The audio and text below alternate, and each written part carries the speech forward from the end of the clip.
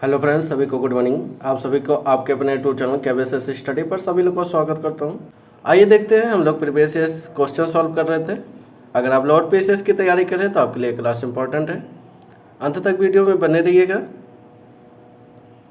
आइए देखते हैं आज का हमारा टॉपिक क्या है। महाजनपद काल के बारे में बात करते हैं। निम्नलिखित में से सूरसेन महाजनपद किसकी राजधानी थी?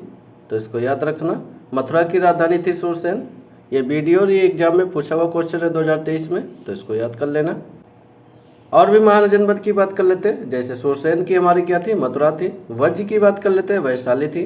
अंग की बात करेंगे, चंपा थी इसकी राजधानी। काशी की बात कर लेते हैं, वाराणसी थी।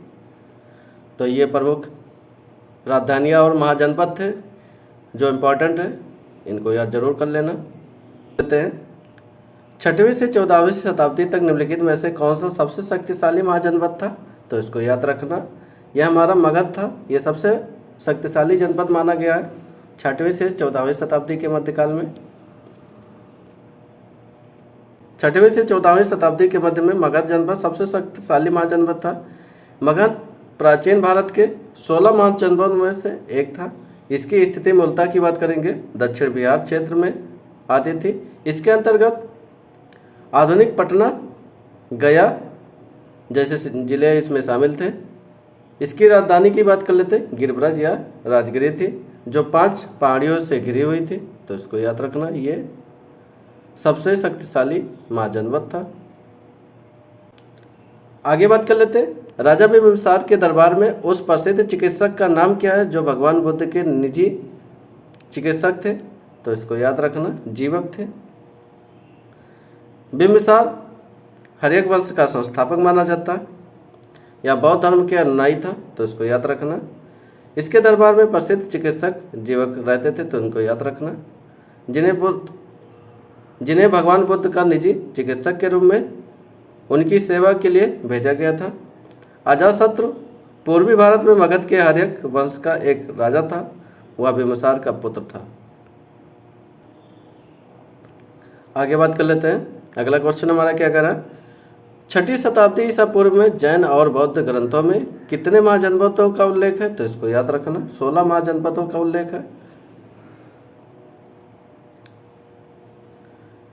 6वीं शताब्दी ईसा पूर्व में जैन और बौद्ध ग्रंथों में 16 महाजनपदों का उल्लेख किया गया।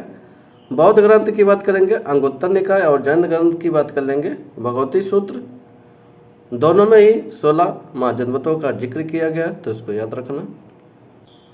आगे की बात कर लेते हैं। अगला टॉपिक हमारा है मौर्य वंश या मौर्योत्तर काल की बात कर लेते हैं। इससे देखते हैं किस प्रकार के क्वेश्चन पूछे जाते हैं। मौर्य वंश का संस्थापक कौन माना जाता है? इसको याद रखना, चंद्रगुप्त मौर्य माना जाता है मौर्य वंश का संस्थापक। मौर्य वंश का संस्थापक चंद्रगुप्त मौर्य है। इन्होंने अपने सलाहकार आचार्य चाणक्य यानी कौटिल्य दूसरा नाम था, और विष्णुगुप्त भी कह सकते हैं, की सहायता से अंतिम नंद शासक घनानंद को पराजित कर मगध साम्राज्य पर मौर्य वंश का नींव रखा था। तो इसको याद रखना। आगे बात कर लेते हैं। रुद्रदामन के गिरनार शिलालेख में सुदर्शन झील का उल्लेख, जिसका निर्माण किस मौर्य शासक के शासनकाल में हुआ था? तो इसको याद रख, चंद्रगुप्त मौर्य के शासनकाल में इसका निर्माण हुआ था।